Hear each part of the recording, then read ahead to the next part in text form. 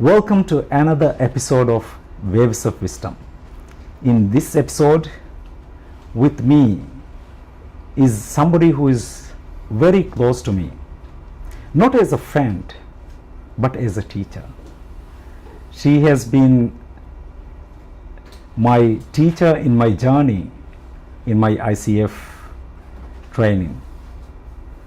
She is Dr. Masni from Malaysia, a PhD holder, and she has authored many books. One of them was A Voice is Bigger Than Silence, and few other books on leadership and coaching. Today, in this episode, we are going to dive deep into the importance of asking the right question when you are thinking of progress, success, as well as becoming unretirable. Welcome to the show, Dr. Masni. Thank you, Mr. Yes. How was your trip to Maldives this time? Okay. You have been here to train another cohort of ICF coaches, I believe. Yeah, that's the third batch of the batch. Certified Professional Coach program. Yeah. Yeah. Welcome to Maldives. Thank you. And you. welcome to my show. It's always great to be here. Yes. So let's begin with your career journey. What made you interest after working, I believe, in so many years in corporate world, in HR and many other fields, especially in human resources, right? What made you interest actually to deep dive into coaching and training? Oh, okay. Yeah, I started my career firstly as a teacher because my first degree was in education. Then teaching is difficult, so I quit my job, and later on I joined HR. It's like diving into the unknown because I didn't know what HR was about, and at that point of time years ago, you applied for a job, somehow you got it. So I think that was my luck, and ever since I started in HR, then I learned. I took up night classes for diploma in HR to understand what HR is all about. I believe in learning. If you are put into something for the first time in your life, you need to get more info, and it's not just asking people. You need to go to classes to understand more about it. So I took up my diploma in HR, and also I go for my master's in HR as well. And how I ventured into coaching after working for so many years. One day I went for a conference. I was sitting with someone, and she told me she's a coach, and I was wondering what is a coach. But I asked her, but I was in a conference, we can't really talk much because we want to listen to the speaker, right? So I went back and I searched about coach and coaching. And while I was searching and looking for information, and on the next few days, I received an envelope, and there's a brochure, certified coaching program. So I said, I believe in if you look for it, God will give it to us. So I joined the program. I learned about coaching, and I realized, I thought all this while, because I was the head of human resources, I thought I was doing coaching. When I joined the program, I realized I did not do coaching. What I was doing was mentoring, giving advice, guiding, and telling people what to do. So basically, I wasn't doing coaching. And I started learning the skill, and I started to implement the things that I learned in the coaching program to my department, to my team members. And surprisingly, I changed my style. I was quite firm, quite stern, deadlines must be met, etc., etc. I was very firm, but I when you embrace the skill, somehow it become part of your life, part of your character. So I started to use the skills in my interaction with my team members. It's not like it's not like before where I was quite firm, quite stern, but I soften a bit, and I start to ask questions. How can you do this better? What will be the best way of moving forward? This kind of questions that I ask my team members. And these people, they said, I've changed, and they changed with me. Okay. So, and I was proud to say that my department was like looked upon by a lot of people, and even the MD himself, he was praising my department. And I know some people were jealous at that point of time because I was always being praised. But I owe it to the skills that I acquired in coaching. So when I quit my job in 2013, I started doing freelance, and I wanted to go into coaching. In order for me to get the hours, because the requirement for coaching, you can't coach your staff. So I cannot get the numbers because I was the group GM for human resources. So everybody is kind of my staff. So I cannot collect the hours. So when I quit my job, my boss offered me to become advisor. So I'm no longer the employee. Then I got the opportunity to accumulate the coaching hours. I collected the hours,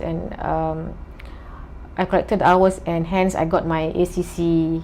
Then I started to. I want to share more.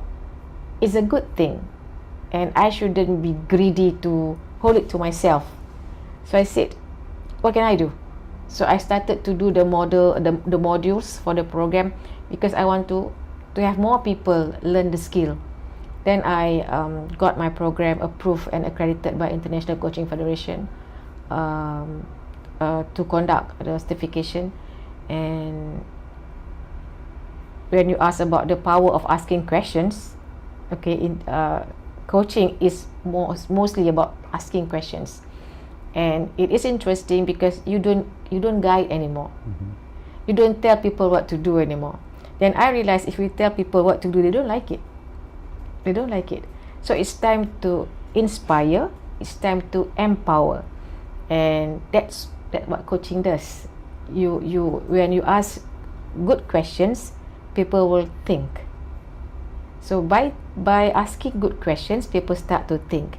And when I was reading Quran, then I start to look at the translation. I do not understand Arabic, of course, like most Malaysians can read, but you don't understand the language. So I start looking at the translations. There are so many questions in Al-Quran, so many, and I realized maybe God wants us to know asking the right questions is the way to move forward. Because in Quran there are so many questions, and I started to look at the sample questions in Quran. Last time when I have FB, now I deactivated it. But when I had FB last time, I actually list out the questions that I found in Quran. Every verse of the questions I actually list out in FB. So that it's something that we can ponder. We can ask the questions to ourselves. Of course, God asked the question, the verse is answering, right? But we can also think for ourselves. So the power of questions is proven. It's in the Quran. Nobody can say anything, and of course, it's proven through the way we start doing things. I start to change. Even sometimes, even with my kids, I start to ask questions instead of just telling them what to do. I was like, oh well, a strong mother character, but of course, I start to ask back. I don't simply tell my kids what to do. I ask them what they want. Yeah, it's you rightly said. Actually, this is asking right question, and also going through your program. I don't know if I told you this before. Actually, that helped me also to realize that actually when in communication I'm not asking the right questions. So that in fact gave me more confidence in asking questions from other people, and when to ask, what to ask, and things like that. So I think it's a powerful tool actually to get things, because a lot of times when people are coming with problems to us is not when they are actually trying to find solutions directly from us, asking for advice, but actually they don't know the way to think, so we can guide through questions. You ask very rightly. And I think your coaching program is fantastic. I went through the learning, so I I think I am a witness for. I can give this testimonial now. Oh, Alhamdulillah. So I would highly recommend. I think that's the reason we have been you have been coming back again and again to Maldives. So you have also done your research, and you have written books about these areas. So what is the actually science behind asking the right question, or what is the way we can ask the right questions according to the science and your findings? To me, it's basically when you ask questions, you ask what the person say. You use the words that the person use. So we say in our class is not ask. We ask for the keywords that the person use when you are in interaction. Because when you say to me like I like doing something, I just pick up the word like, because that's how the brain process. But if I ask you something, when you say you like and I say you love, your brain will capture that you love, because the listener will always use the speaker's words. So in coaching, that same concept applies. We use what you say, because when in interaction, for example, you can just test this out. You go out with your friends, and suddenly your friend says something. Your friend will say like, I don't feel happy coming to work today. But you give him the word, oh, so you are demotivated. And definitely, his brain will accept it. He will say, yeah, I feel demotivated. And everybody will be talking about being demotivated. So that's how it is. That's how it is. That's if you ask about the science of the brain, that's how it is. That's how our brain functions. We capture what people say. So that's why in coaching, we do not allow you to give new words to the client, because the client will take that word, and eventually that's not his issue. Not his issue. That can divert them from their thinking process. Yes, can divert their thinking process. Very true. And how important is asking the right questions from oneself and also from others in their process of growth and becoming better and progress in their career? Okay, if I understand the question, Yeah. Asking for oneself can be, some people can say self-coaching, right? Personally, I don't believe in self-coaching, because we can be biased in our thinking. We can be biased. I hear a lot of people say self-coach. We can self-coach. We actually can't self-coach, because we do not know how to ask the questions to ourselves. But if we have someone asking it for us, then our brain will think. Like you sitting down and doing monologue to yourself, you will not be honest to yourself. But you're sitting with someone, that person asks you actual question, and you start to think, because you want to give it back to this person. So that's how I look at it. Asking for ourselves, or we ask for a client, a coach will ask us. So the response will not be the same. Okay, I get it now. But so for even if you have a coach, for example, how important is asking that question from the coachee, for example, for him to reframe or the progress? When does the progress really happen? Is it during the time of question or during the time of answer? The progress for the person? Yeah, the person who is seeking coaching. The progress happens when you start asking and he start thinking. Yeah. So as a coach, you must ask the right question, because he will think. And if you see, the process starts from the beginning, from the asking. Okay. Yeah. Okay. From the asking itself. Right? Yeah. And I already shared with you that I'm working on my book on becoming unretirable, and I even asked you when you are going to retire. Then your answer was, "What retire?" What is retire? What is retire, right? I like it because I think this is the example. Like, I want to feature people like you who are actually, who has, like you said, you have found this passion in coaching, and then you quit your corporate job and then became a coach to help others people and help others to grow. So how important you think is actually getting the coach, or asking the right question again, to actually frame your mind to actually that line, to become unretirable, what I call. Oh, now we're talking about unretirable. Unretirable, yeah. So that also my question to you: what is unretirable? Unretirable. Unretirable. That's what how I define unretirable, as someone who has actually found their passion, purpose in their life, so they don't have to retire in the conventional way. Because if you are following, if you are just doing a 9-to-5 job, or you're working just for the money and not for your passion or purpose is not there, then you will be waiting for the retirement age, right? And then you'll be somehow accumulating some funds or contributing to pensions and something like that, so that you can retire. You do nothing. But what you do after that is very important. So I think it's more important to actually find what we can hang on till we are living.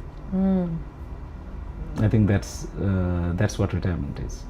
And by the way, I think we have turned the tables of this conversation. Already you are interviewing me. I started as like, I'm going to interview you. So what will be the most powerful questions you will ask from me? Let's do this. Yeah. Okay. Yeah. What inspired you to write the book? Okay. In fact, this is a long story. I have actually, you know that I am originally a finance professional, right? I'm a chartered management accountant. I have many years worked as a finance professional, so I had the frame of mind of thinking everything in life from a finance perspective. And also during that time, I also started engaging with the formation of Moses Pension Office and the retirement pension scheme. I was on the board, and I served as the chairperson of the fund. And during which time, actually what happened was, I also had many trainings in retirement pensions and how to get people retired. So I was encouraging everybody to retire early. You know, there's something called get financial independence and retire early. And then also I was encouraging people to save so they can retire early and do nothing. And then so I attended like the World Pension Summit, and many learnings like this is always directed on the financial aspect of retirement. And during which time, my dad, who has served about 27 years in the civil service, the government at that time has offered for long-serving employees, even if they have not reached the retirement age, to take a retirement package and retire early. And he called me up because thinking I am the one who will be more qualified in advising on retirement. And then I looked at a pure financial aspect, and I advised him to take the package and retire. And then something happened after that. Okay. And that is the time I also pivoted my career from finance to HR and started looking at people as more humans rather than numbers or on the payroll. Which time I realized actually my dad has actually lost his social status, his social circle, and then I thought it was a bit early actually. And then he started falling sick, and then after many years of going through different kinds of NCDs, and then ultimately he passed away. And for me, he actually passed away earlier than he should. So I had this small guilt inside myself, and which during that time, just before he passed away, few months back, my mom also passed away. But my mom was not sick, and then it was just a quick departure. But during which time, I was actually thinking whether my advice to my dad was right or wrong. Because in my mind, I did the right advice. I did the calculation, I did the forecast, and I used the extrapolation, methods and forecasting methods to give him the right financial advice. But I have totally neglected the other aspect, the psychological aspect of retirement. I think this is a lot of times what happens. So that actually ignited for me to question my purpose on the earth, and what is that thing I can start hanging on to till I'm going to retire. I think that is what really inspired me to start thinking in this line. Oh, wow, that's very moving. Yeah. I feel like, I'm sorry about your loss, and It's okay, I have overcome, I think. Yeah. Now. but it's really sad to hear. Yeah. Okay, I understand your intention behind writing the book, and I think it's very noble. It's very noble. Maybe you can help, other people to move forward. Yeah. So that was exactly, and I always like to help other people. Even from my childhood, I always like to assist others, because I think that it came also with the frame of mind, because I started as a Cub Scout, and I can still remember when I come back home and when my mom asked to assist in the house chores or something to help something, to take something from somewhere and come or something like that. If I don't go, do you remember that you are a Cub Scout? She would say, that Cub Scouts are supposed to help other people. So I think that really framed I became a very senior scout later. During my school days, I think that really ignited in me to help other people.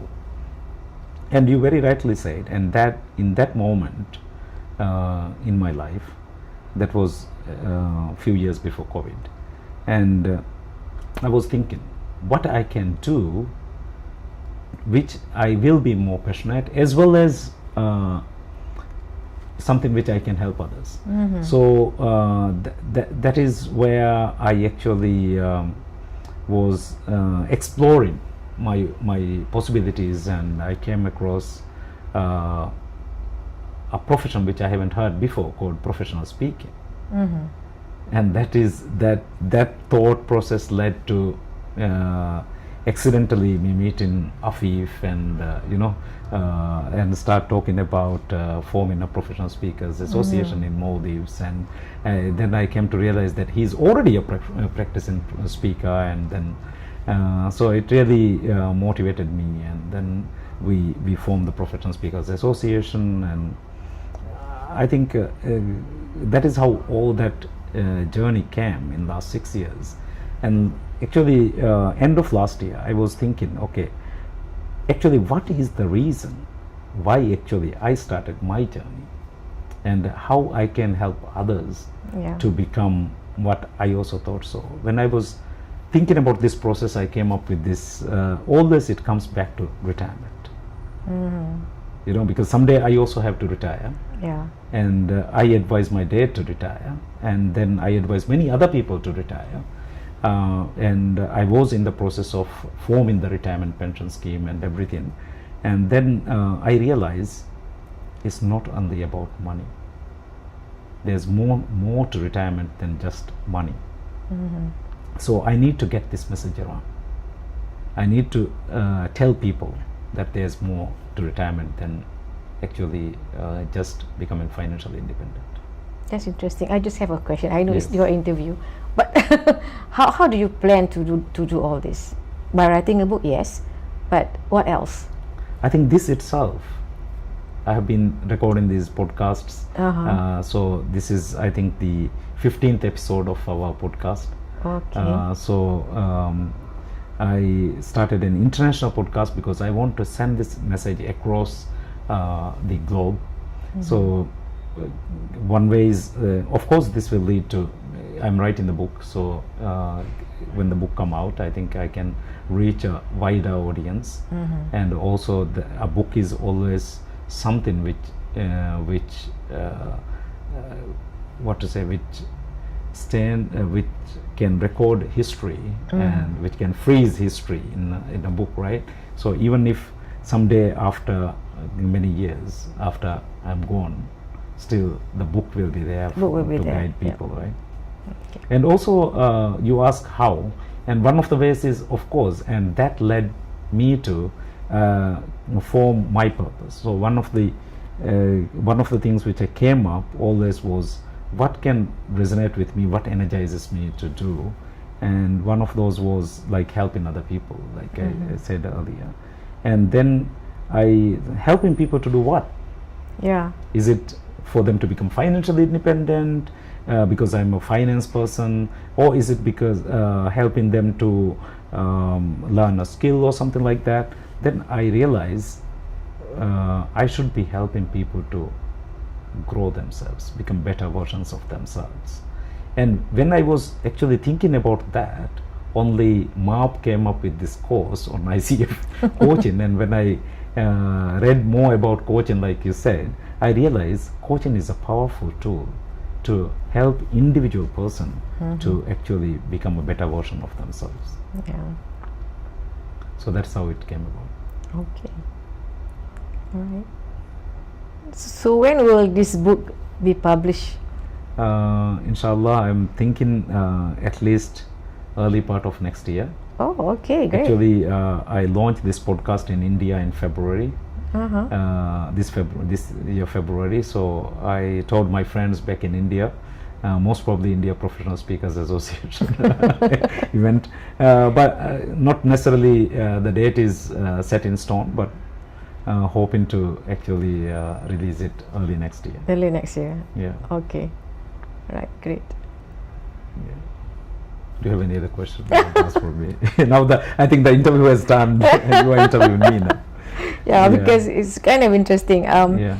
I haven't thought about it. I haven't thought about when you told me about your late father, how retirement has make a person lost his social status and Health. and I've never thought about it. I've never thought about it, and I think it's also an awakening for me, because I was never thinking about it. Because I don't know, I don't think in my stage, because I'm a private sector, so if you don't do things, you don't have money. Okay. So coming back to your unretirement, what if people accept the idea of not retiring, and people need to have financial independence. So how can you assist them in your book to make people have some awareness of, yes, I don't really retire, but how to make that income to sustain their life? I think that's a very important question, and one of the things which I am thinking always is, of course, becoming financially independent or having money to meet your basic needs is important, even to pursue your passion and purpose. But if your passion and purpose can also generate money, how beautiful that would be. Yes, that would be. And so one of the important things I want to convey in my book and also through my podcasts when I'm interviewing is, actually some of my guests have already told my audience, don't wait till your retirement age to plan for retirement. That means actually when people are young, they have to start saving, investing, and realizing there will be a day that we cannot actually work like we are working. But at the same time, that is one aspect of it. That will make you, so finance is only a vehicle or a tool which will enable you to do what you love to do. Yeah. It is not the ultimate goal, but it's a need. Yeah, it's a vehicle. And when I was actually searching all those things, I think professional speaking, coaching, training, these are beautiful professions where if you love it, you are pursuing your passion, at the same time you are earning something. So actually it is like a give and take, but always even in these professions, people have more of a giver's mindset, I believe. So if you are ready to serve, you are ready to add value to others, and if people find value in what they are doing, they will continue paying you. And I think you are experiencing that, isn't it, as as a coach trainer. Yeah. So how your journey has come up to now? What do you think when we talk about this now? Do you find yourself really unretirable? I would say I have no plan of. I've never thought about the word. I have no plan. It's just that I just continue doing because I like doing it, and I think what happened to me is I found my purpose. I found my purpose of living. So, i.e., doing things that will benefit others. That's why I write books, as you mentioned. Books will be there.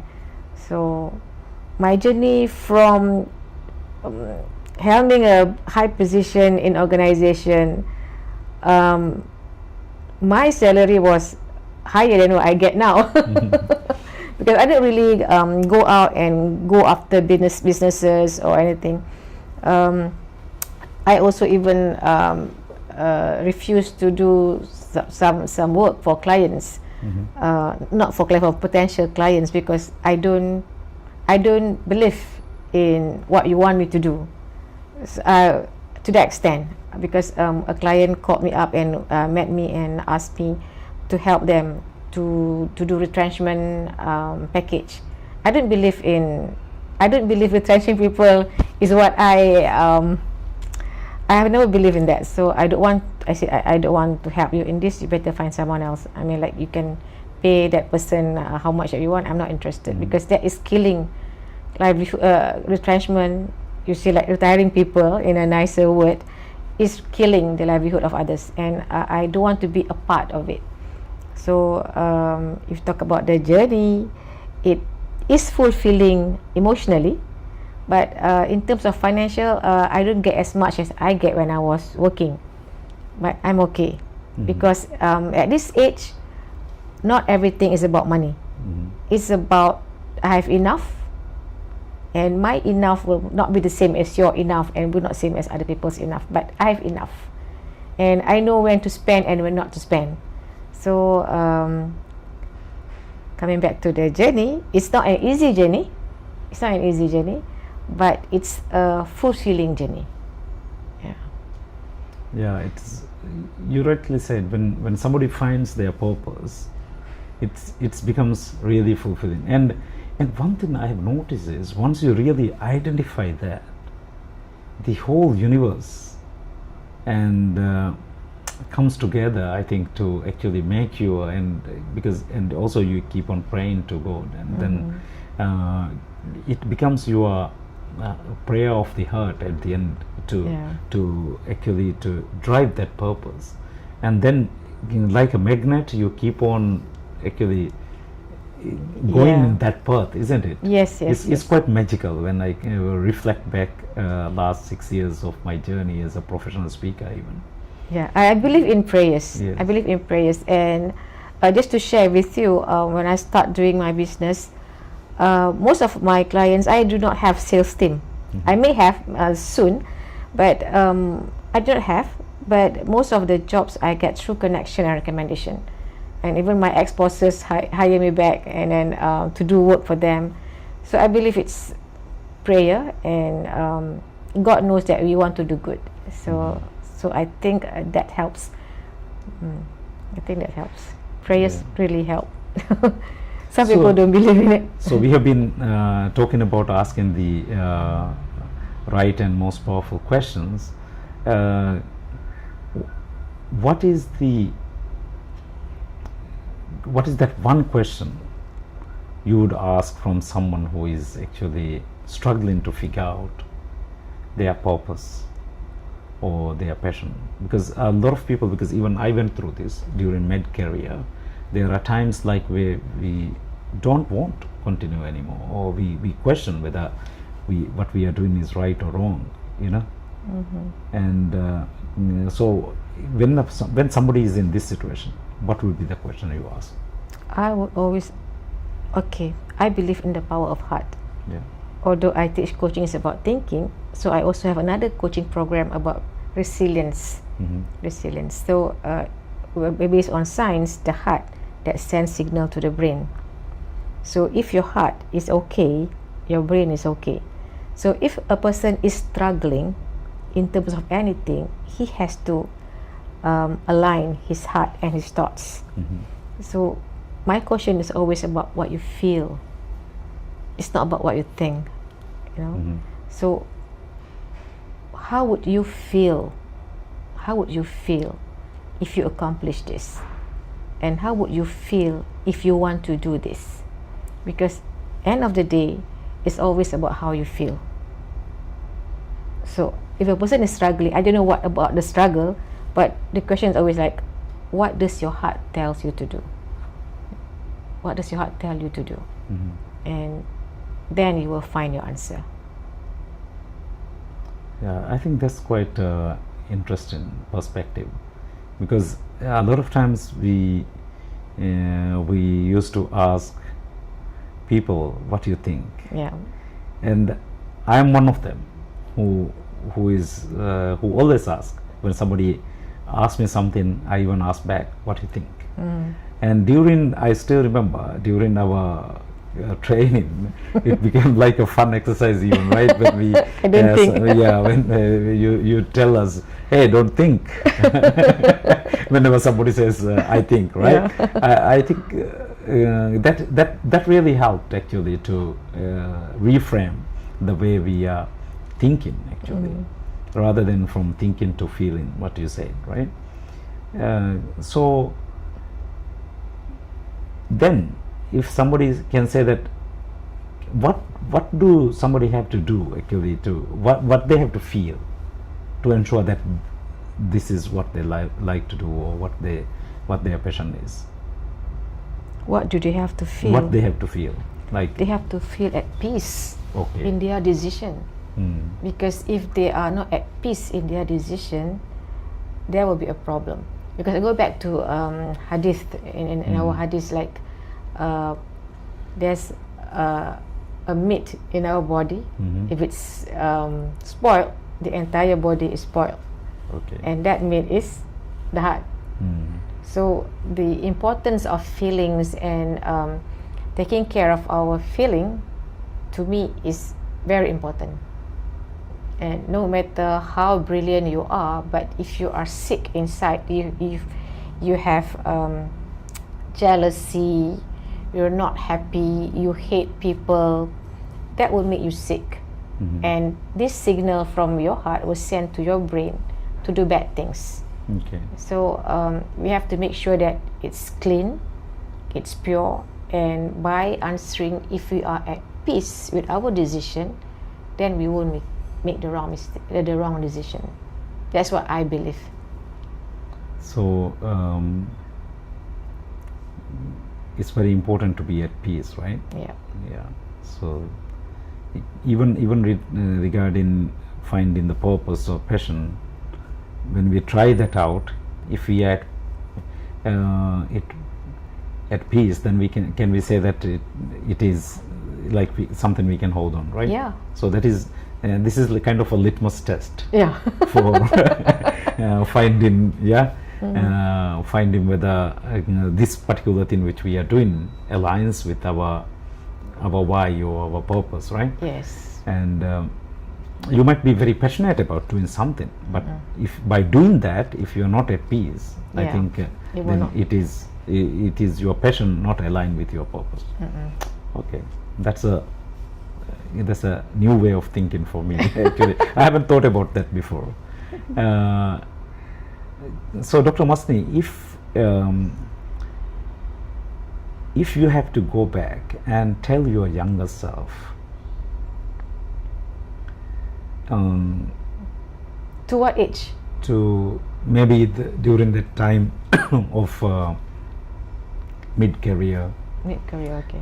when you are, when everybody is working very hard and trying to meet because no matter which society we are living today, it is very materialistic, and we have to struggle and work hard to earn and to live up to the social expectations and to afford a living also. In a lot of countries it's hard, and during that time of grinding, what we call 9 to 5, and trying to earn a living, what we call, I think that is the time a lot of people miss out in actually living with peace, like you said, and then asking the purpose. So for a person of that age, or you at that age, what would the advice you give now? I always tell people I should have learned coaching much earlier, because at that mid-career stage, I was quite young when I was a manager. I was promoted to become manager at 29 years old. I was the youngest and the only lady head. It was a struggle for me to me, like, it was being in the men's world. I'm more on performance driven. Sometimes, as you say, we forgot that we are dealing with human being. And I always tell people, I wish I learned coaching at that stage. I wish I learned coaching at that stage where I can treat people better. I do make mistakes, yes. I do. When I look back, I was always saying that I shouldn't be doing this. I shouldn't be typing while talking to people. I shouldn't be saying like, "Oh, I don't care. You must do this." I mean, like, now, and after I've learned coaching, I realized that those are the things that I shouldn't be saying and shouldn't be doing. So if at that age I learned coaching, I was a better manager. So if you talk about at a career level, yeah. So you are saying that coaching is one of the most important skills for any leader, right? Yeah. It's very important. So if you going back to asking about questions, if you are coaching me to actually write a better book, what will be the questions you ask me? Few questions. To write a better book. Yeah. Wow. If you were to write a better book. In my journey to make this book better, so that it will benefit more people and people will be interested, something like that. Okay. I see the intention to do the book is great, because it's going to help a lot of people to plan their future life. But I will also ask you, what kind of value do you believe that you can bring to people's life? What kind of value? Yeah. You mean? I think making them realize that actually, as I mentioned before, that later years of our life is totally unavoidable. It is going to come, and everybody will have to face it. So I think it will be important for us to actually realize this early on, our career or early on, and start planning for that as well. Yeah. So because there's a famous saying which says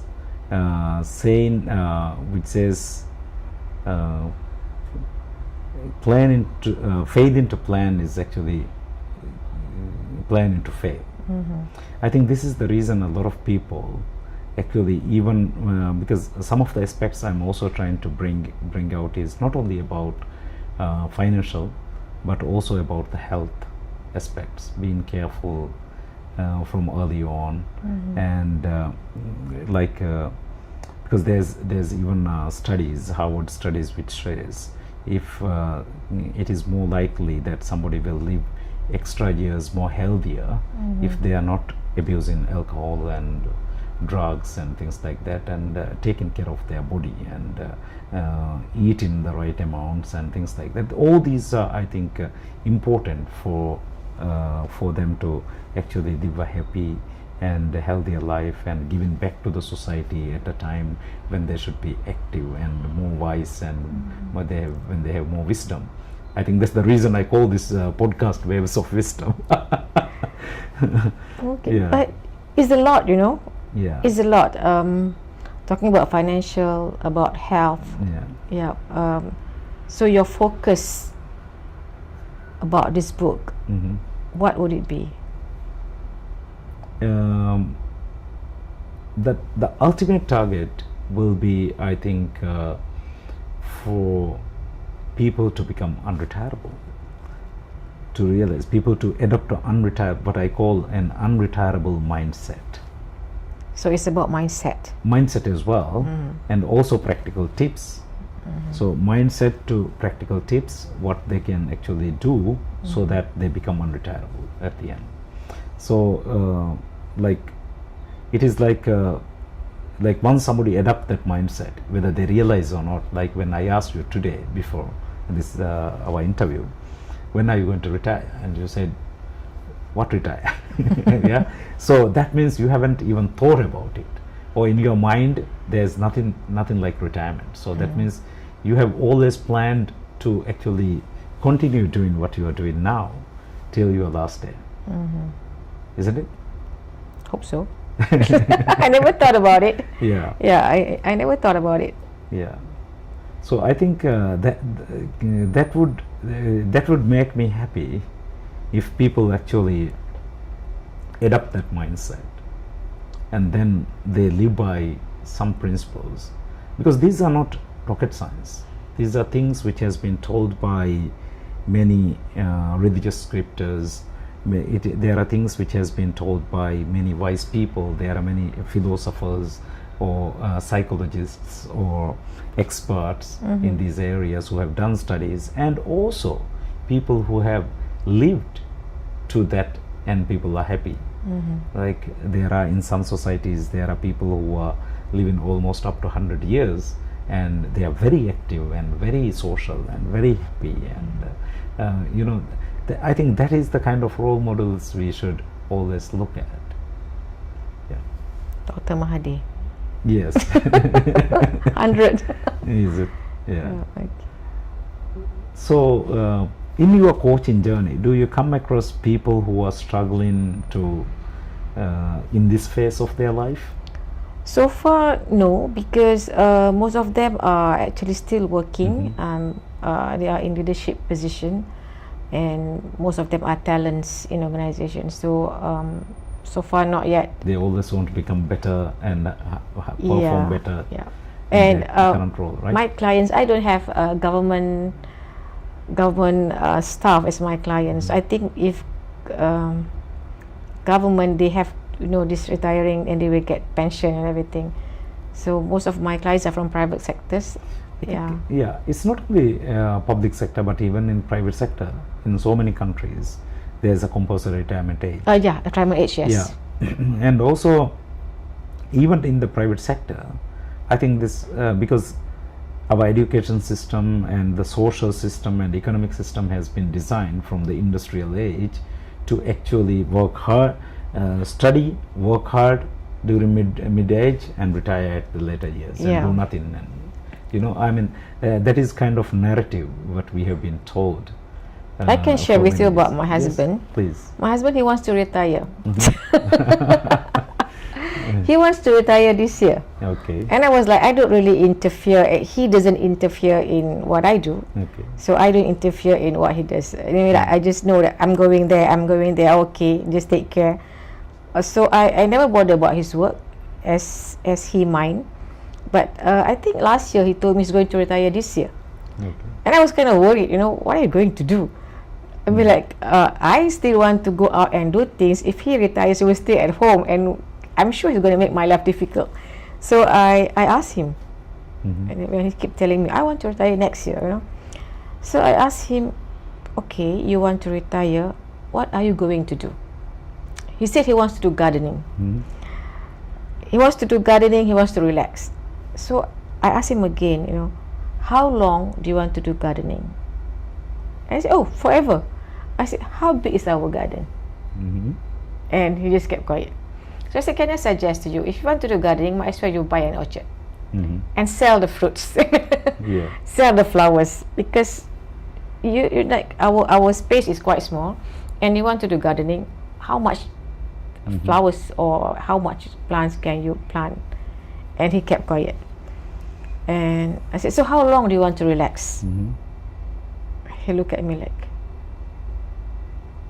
to me it's a valid question. I think this is a very important question. Yeah. And these are the kind of questions we should ask from people who are trying to... Yeah. I mean, how long do you want to relax?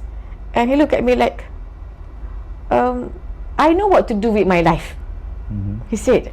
I said, yes, I know you are brilliant enough, you know what to do with your life. I am just curious, what are you going to do? Because your life is connected to mine. Of course. So I said, so how long do you want to relax? And I said, I don't know. I just know what to. I just know what to do. So I said, can you list down to me what you want to do? I'm not like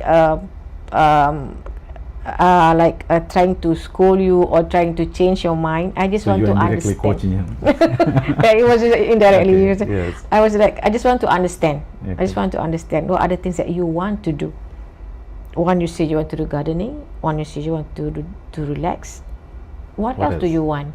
What else will be in your list? Because I said, maybe you will live long because your grandfather lived long. Your father is still thriving, still very active, and I'm sure you also will live very long compared to me. My mom died at an early age. My dad passed away very early, so I think I don't live that long, but you definitely will be long. I said. So so I said, what are you going to do in your long life? Then I said, let me think about it. So this year he decided he's not going to retire. Okay. So you made him unretire.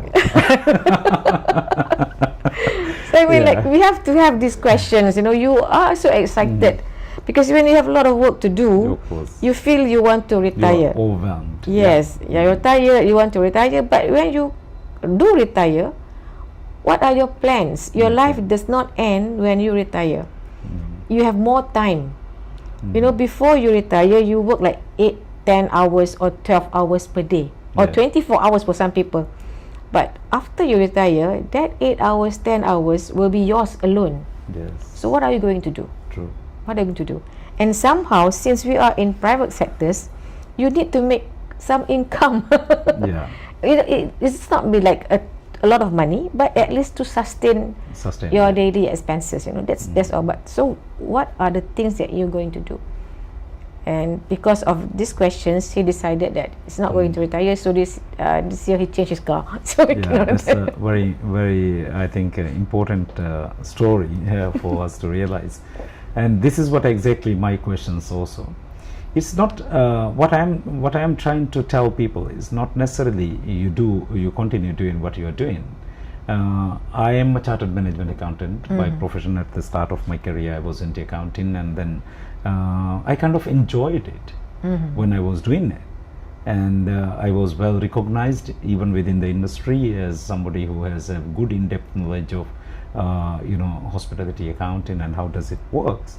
But then after I changed to my HR, I totally lost interest in accounting it's how you pivot your careers and then how it turns around. So your passions can change, I think, isn't it? Yes, definitely. Yeah. It don't have to be set in stone, you know, this is my passion, it will never change. It can change over time. Passion will change if you find a purpose. Yes, exactly. So once we have our purpose, our passions will keep on changing until we align that passion with the purpose, and then we move forward, right? I think that is the beautiful thing about the message which I like to give. And when I talk about this to a lot of people, because in my circle a lot of them are professional speakers, and one thing common I am finding is that everyone, when I ask them when are you going to retire, they say, what retire? This is what I love to do, and this is my purpose, and I'm passionate about it. Yes. I think that gives me hope, and that inspires me actually to write more about this and to talk more about this, because people like professional speakers or coaches is actually a very niche, very small number compared to many professionals who are out there, like doctors, lawyers, accountants, and engineers. So I think most of those professions, they have this thought, okay, I cannot do this forever, so I have to think of my retirement. And so it is okay to think like that, but then I want to ask the question from people, okay, if they don't have even if they are not a doctor, a lawyer, or accountant or engineer, what could they do for the rest of their life? Yeah, I think that is the important question. What do you think? Yeah, I agree. You agree? Yeah. So coming back to your feeling about our conversation, what do you feel about, not what you think, what do you feel about the message I'm building? I feel excited. I feel that our conversation is actually gearing to the same purpose, i.e. in life we need to find purpose and align our purpose with our value system and our action. Then only we can find peace. So to me, our conversation is aligned, and may what you want to do, you know, like become success. And I'm truly happy about this. Thank you very much, Happy and Dr. Masni. excited. What is that last one question you would ask from somebody who want to, you already told with an example of many things you were telling about. What is that last one question you think I should ask from somebody who is thinking of retirement? Somebody thinking of retirement. What are your plans after retirement? It's a very important question, isn't it? And that is the question I want everybody to ask much before they think of their retirement, because that is something which is going to come at the latter part of our years. So Dr. Masni, thank you very much, and it has been a real honor and pleasure for me to, I think I have not had this kind of very open conversations with one of my teachers for a long time, because I don't get to meet my teachers from school or college quite often now. So I'm really happy, and I feel that this episode is going to be a wonderful episode where people will get a lot of takeaways and will ignite their thinking and their feeling. Inshallah. You're using feeling now. Now I'm using it. Yeah. Thank you so much. Yes. But I do hope you consider me as your friend. Of course, yeah. Instead of your teacher. Well, thank you so much, and I am honored to be called for this session with you. Thank you. Yeah. To our listeners, this conversation has been very unscripted and unplanned, and whatever we discussed on this script came from our heart. I hope you got a lot of takeaways, and the most important message Dr. Masni gave was, don't think, ask what you feel. Until we come back, again, don't think, be awesome. Thank you.